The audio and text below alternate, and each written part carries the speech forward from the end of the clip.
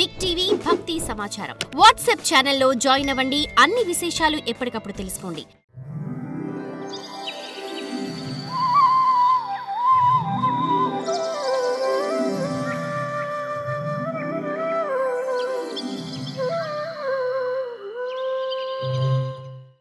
మహర్షి,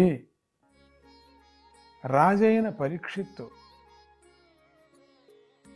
అశుచి అయిన కలిని ఎలా ప్రార్థించాడు అంటే, అశుచి అయినటువంటి కలిని ఎట్లా ప్రార్థించి స్థాపించాడు అని కూడా.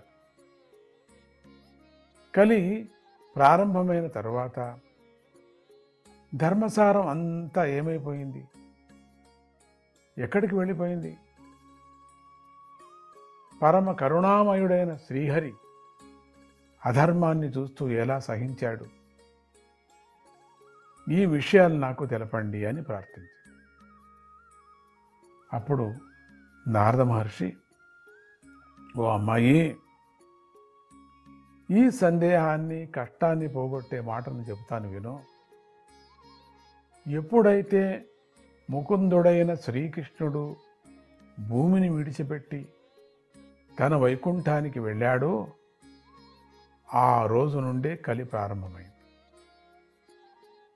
పరీక్షిత్తు రాజు దిగ్విజయమైనటువంటి యాత్ర చేస్తూ కలిపురుషుణ్ణి చూశాడు. ఆ దిగ్విజయ యాత్ర అనేటువంటిది అటువంటిది. దాని గురించి దిగ్విజయ యాత్ర అంటే ఏమిటి ఇంకోపారి చెప్పుకుందాం. అప్పుడు కలిపురుషుణ్ణి చూశాడు. కలిపురుషుడు ఏడుస్తూ పరుగున వచ్చి రాజుగారి కాళ్ళు పట్టుకున్నాడు, శరణు వేడాడు. ముందు పరీక్షిత్తు వాడిని సమరిద్దామనుకొని తర్వాత తనలో తాను ఇలా అనుకున్నాడు, యత్ఫలం నాస్తి తపసా న యోగేన సమాధినాం తత్ఫలం లభ్యతే సమ్యక్ కలో కేశవ కీర్తనాత్. కృతత్రేతాద్వాపర యుగాల్లో తపస్సుకు, యోగానికి, సమాధికి దక్కని ఫలం కలియుగంలో ఒక్క హరినామ స్మరణకు దక్కుతుంది అని ఒకే ఆకారంలో ఒకే చోట ఉన్న కలిపురుషుణ్ణి విభాగం చేస్తే గాని భూమి బాగుపడదని పరీక్షిత్తు తలిచాడు. ఎందుకంటే తీర్థాలు, నదులు, దేవాలయాలు, పాఠశాలలు అన్నిటిలోనూ సారం లేకుండా పోయింది. కలిపురుషుడు ఏకరూపంతో ఉండటంతోనే ఇలా జరిగింది.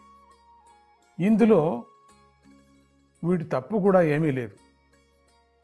ఇది యుగధర్మం. వీడు మాత్రం ఏం చేస్తాడు? అందువల్ల వీడిని నేను సంహరించను, విభాగం చేస్తాను అనుకున్నాడు పరీక్షిత్తు మహారాజు.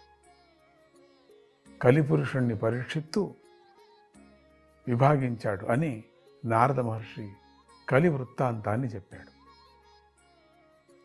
అప్పుడు భక్తి నారదుడిని స్తుతించింది. అప్పుడు నారదుడు,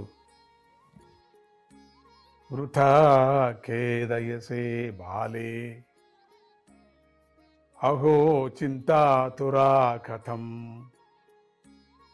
శ్రీకృష్ణ చరణాంభోజం స్మర దుఃఖం గమిష్యతి. ఓ భక్తిబాల, అనవసరంగా ఏడుస్తావెందుకు? శ్రీకృష్ణుడి పాద పద్మాలను స్మరించు, నీ దుఃఖం పోతుంది. ఆయన కౌరవుల నుండి ద్రౌపదిని రక్షించాడు,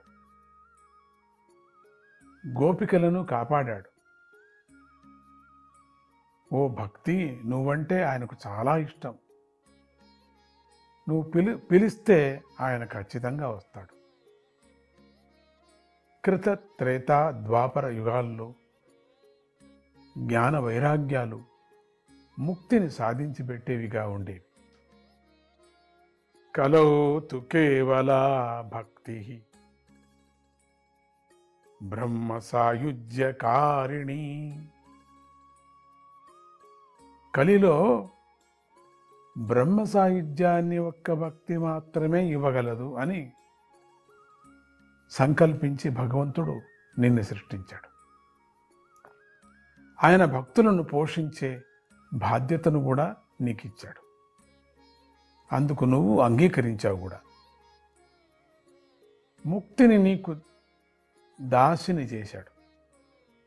జ్ఞాన వైరాగ్యాలను పుత్రులుగా ఇచ్చాడు. నీ అసలైన రూపం వైకుంఠంలో ఉంది. ఇది నీ ఛాయారూపం. ద్వాపరం వరకు నువ్వు ఆనందంగా ఉన్నావు. కలిలో ముక్తి క్షీణించిపోయింది, వైకుంఠానికి వెళ్ళిపోయింది.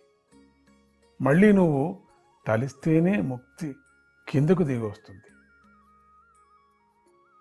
జ్ఞాన వైరాగ్యాలను నువ్వు నీ పిల్లలుగా ఇన్నాళ్ళు కాపాడుతూ వస్తున్నావు. కలిజనం వీరిని ఉపేక్షించారు. అందువల్ల వీరు వృద్ధులైపోయారు. అయినా కూడా నువ్వు బాధపడకు. కలితో సమానమైన మరొక యుగం లేదని తెలుసుకో. నిన్ను నేను ఈ కలియుగంలో ఇంటింట స్థాపిస్తాను. ఈనాటి నుండి ఇదే నా సంకల్పం. భక్తితో కలిజనులు పాపాన్ని ప్రక్షాళన చేస్తారు. పిశాచాలు, బ్రహ్మరాక్షసులు కూడా భక్తి కలవారై హరిని దర్శించగలగరు. అందరూ కలరు. శ్రీహరి భక్తి సులభుడు. ఆయన భక్తికి చిక్కినట్లుగా మరే సాధనకు చిక్కడు. భక్తిరేకైవ ముక్తిదా. భక్తి ఒకటే ముక్తిని ఇచ్చేది అని నారద మహర్షి భక్తికి ధైర్యం చెప్పాడు. భక్తి యువతికి నారద వచనాలతో దుఃఖం తీరిపోయింది. కానీ పిల్లల ముసలితనం పోలేదు. ఆ బాధను కూడా పోగొట్టమని ప్రార్థించగా నారద మహర్షి ఆ ఇద్దరి చెవులను పట్టుకొని ఉపదేశించాడు. వారు మెల్లగా లేచి కూర్చున్నారు. మెల్లగా కళ్ళు తెరిచి నీరసంగా నారదుడిని చూసి మళ్ళీ నిద్రలోకి జారుకున్నారు. ఈసారి నారద మహర్షి ఎంతగా ఉపదేశించినా వారు కదలలేదు, మెదలలేదు. నారదుడికి చింత పట్టుకుంది. ఈలోగా ఆకాశవాణి ఇలా వినిపించింది. ఓ మహర్షి, దుఃఖించకు. నీ ప్రయత్నం సఫలమవుతుంది. భక్తిని లోకంలో ప్రసరింపజేయి. నీ పని నువ్వు చెయ్యి. దానితో భక్తికి సంతోషం కలగటమే గాక జ్ఞాన వైరాగ్యాలు ముసలితనం పోయి వారికి పుష్టి కలుగుతుంది. ఆ అశరీర వారిని విని నారద మహర్షి ఇలా అనుకున్నాడు. ఈ వాణి చాలా రహస్యంగా ఉంది. ఇందులో స్పష్టత లేదు. లోకంలో భక్తి ప్రసరించేటువంటి మార్గమేది? భక్తిని అన్ని చోట్ల వెళ్ళాలి కదా, ఎట్లనే వెళ్ళటం? ఏదన్నా మార్గం ఉన్నదా? నేను ఈ విషయంలో ఏం చేయాలి నేను అని నారద మహర్షి ఆలోచించాడు. ఆయనకు కూడా ఏమీ తోచలేదు. వారిని అక్కడే ఉండమని చెప్పి తాను తీర్థయాత్రకు బయలుదేరాడు. ఆ సమయంలో నారద మహర్షి వెళ్ళని తీర్థం లేదు, కలవని మహర్షి లేడు. అందరూ భక్తి జ్ఞాన వైరాగ్యాల గురించి నారదుడి నుండి కథలు వింటున్నట్లుగా వింటున్నారే తప్ప ఎవరికీ ఏమి చేయాలో తోచటం లేదు. ఎవరూ సమాధానం చెప్పలేకపోయారు. కొందరైతే భక్తి భూమి అంతా వ్యాపించటం సాధ్యం కాని పని అని తేల్చి చెప్పేశారు.